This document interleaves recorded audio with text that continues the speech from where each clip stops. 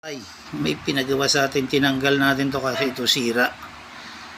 Kumbaga, hindi natin expert yung paggawa ng ventilador. Ang expert natin, washing at saka rice cooker. Ito, tinanggal na natin. Kasi basag to, yan, basag niya. Tinanggal na natin yan. Steady na lang ang takbo nito.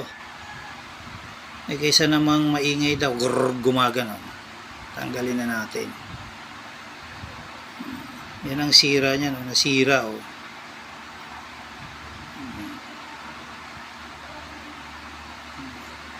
Tapos ginawan natin ang paraan.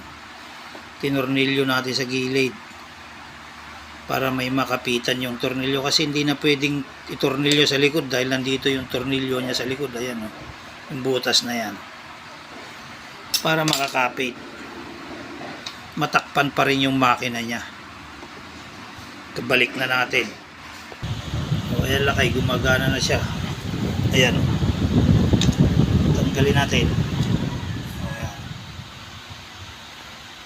At least may ventilador siya, hindi na siya iikot, nga lang steady na siya.